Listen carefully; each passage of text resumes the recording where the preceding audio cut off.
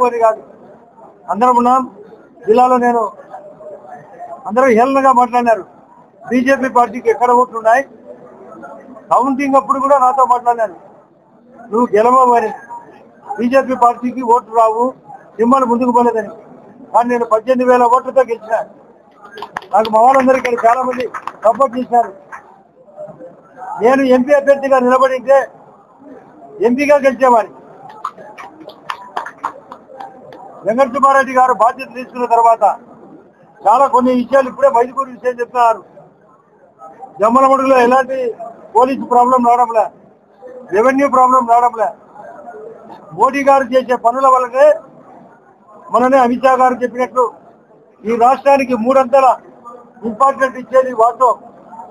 BJP సొంత రాష్ట్రాల కంటే కూడా మన ఆంధ్రప్రదేశ్ ఎన్డీఏ కలయిక కాబట్టి, జనసేన పవన్ కళ్యాణ్ గారి యొక్క సపోర్ట్ కూడా ఉంది కాబట్టి అమరావతి వీలైపు వచ్చింది. 60,000 కోట్లలో 60,000 కోట్లు బీజేపీ కారణం. 50,000 కోట్లతో నేషనల్ హైవే జరిగేదానికి కారణం బీజేపీ.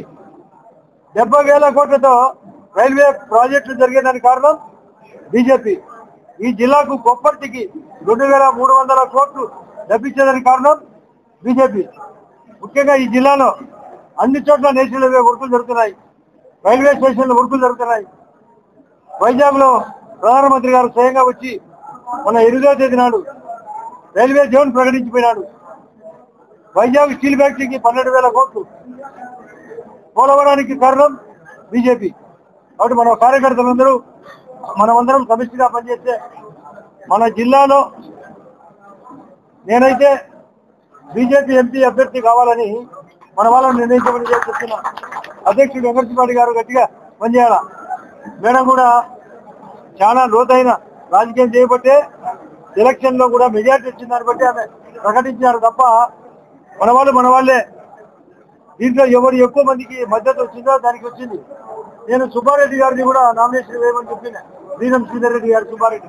కానీ ఆయన ఏజ్ కారణంగా ఆయనకు సెలెక్ట్ కాకుండా పోవడానికి కారణం కూడా ఉంది. రేపు శోభాయాత్ర కడపలో మనం అందరం పాల్గొన్నాం. మన విశ్వ హిందూ పరిషత్ అద్భుతంగా జరిగింది 5వ తేదీ నాడు విజయవాడలో. దానికి కారణం బీజేపీ పార్టీ.